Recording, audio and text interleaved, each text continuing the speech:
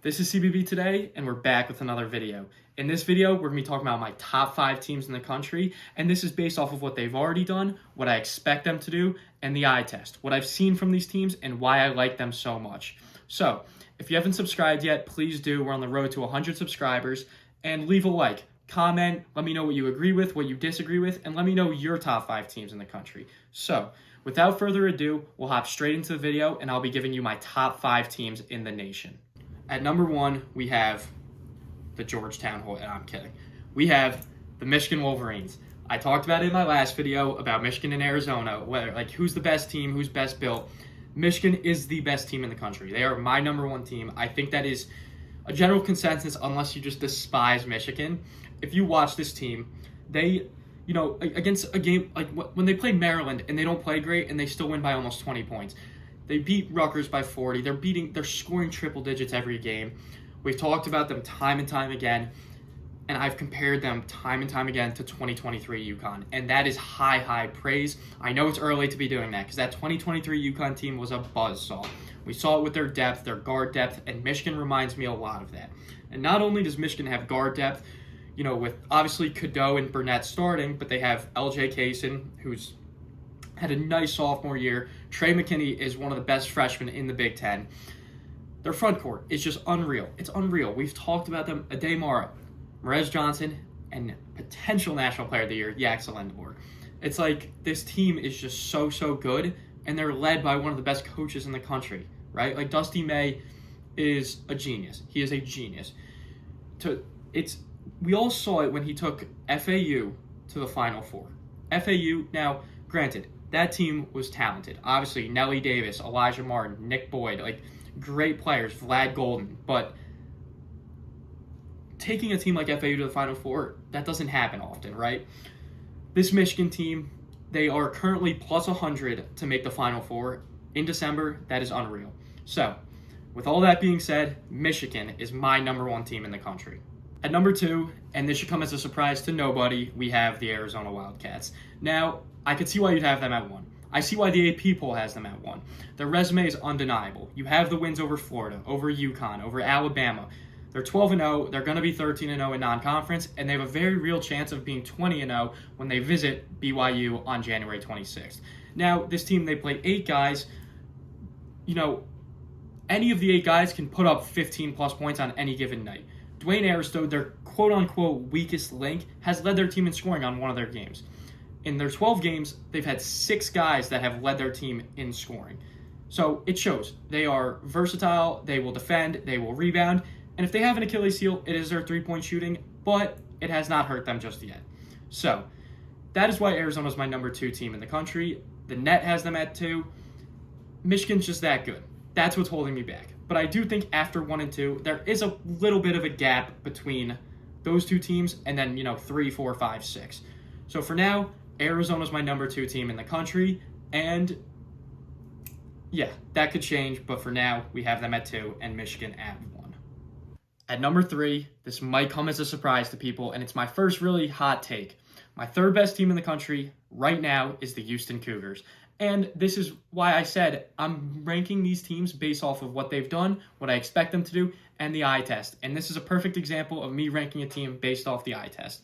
I saw them in person play against Arkansas, and they looked just outstanding. Obviously, we know their backcourt is one of the best in the country with the veterans of Uzan and Sharp, but also potentially point guard 1 in this year's draft, Kingston Flemings. He has been such a pleasant surprise for Kelvin Sampson's team. And then your front court, JoJo Tugler, one of the best defensive players in the country, and then 5-star freshman Chris Senack. This team is well-rounded, and they are well-coached. They are well coached. Kelvin Sampson is one of the top coaches in the country. He's done, over the last 5 years, Houston has been just an absolute powerhouse. I expect them to do well in March. I expect them to reach the Final Four, and I do think they have a very real chance to win the national championship. Now, at number 4, and I kind of wanted to put this team at 3, but we're going to have them at 4, is the UConn Huskies. Now, this is pretty simple to me. Dan Hurley is maybe the best coach in the country, and they have experience. They're very well-rounded. They're deep. They have 1 loss to Arizona, and that was without Terrace Reed and Braylon Mullins. Probably still should win that game at Gamble, but the committee's not going to care about that loss, right? UConn's going to run through the Big East. I guarantee they get the 1 seed out east, and that's exactly where they want to be. The UConn fans travel. We see it when they go to Madison Square Garden. It sounds like a home game for UConn when they play St. John's. It's that drastic. This UConn team is legit. This is, after a down year last year for their standards, this team is back. They will be the 1 seed. I think they might lose 1 or 2 games in the Big East, and they could play their way into the top overall seed in March. They're that good. They're currently my 4th best team in the country, and I could see why people would have them higher. But for now, I just can't.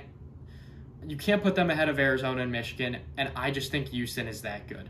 So with all that being said, UConn's at 4. Now at number 5, I think a lot of people have this team at 3, and rightfully so, is the Iowa State Cyclones. Now, I don't want people to think because I have them at 5 that I don't like this team. I love this team. I love Taman Lipsey. I love Momcilovic. I love Josh Jefferson, and I love Killian Torrey.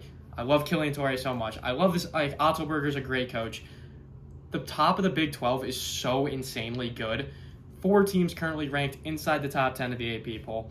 Iowa State, they have the statement win at Mackey. No one's going to take that away from them. They ran through the Players Era tournament. Obviously, they didn't win it because of the weird structure, but they were killing teams there. Iowa State right now, just based off my eye test, and I also said based off where I expect these teams to be, the Big 12's tough, right? You're going to lose some games there. UConn's probably not going to lose games in the Big East, right? That's why I'm also projecting that UConn will just finish better and be a better looking team by the end of the regular season than Iowa State. And that should take nothing away from Iowa State. Iowa State will probably maybe be a 1 seed. At lowest, they'll be a 2. I could not see them dropping further unless something terrible occurs where, injuries or they just go on a crazy losing skid, which probably is not going to happen. So, at 5, I have Iowa State, and I could see them as high as 3. I am a big fan of this Iowa State team, and I'm very excited to see them play against Arizona, Kansas, Texas Tech, Houston, BYU, even the road games at Baylor and at UCF, at Cincy, all that. So at 5, we have Iowa State. That'll wrap up my top 5 teams in the country. Now, I know this might be a little controversial, with Houston at 3 and Iowa State down at 5, but, it's all fluid right now. Like I've said, it's still December. We haven't even gotten into conference play yet. So we'll see what happens. We'll see how this ages. I hope you guys enjoyed this. We'll have previews and recaps coming later in the week once, the games ramp back up. We have a lot of games tonight. And then this Saturday, January 3rd, we have a great slate. So we're finally getting into the thick of the schedule. It's going to be a lot of fun. I hope you guys are excited for the season. Subscribe if you haven't already. We have 3 to 4 videos a week, analysis, reactions, recaps, previews, bunch of shorts coming out. So I hope you guys are as excited for the season as I am. This is great. We're getting into the thick of conference play, and then March Madness is only a couple months away. So I hope you guys enjoyed. I will see you guys next time. CBB Today. Peace.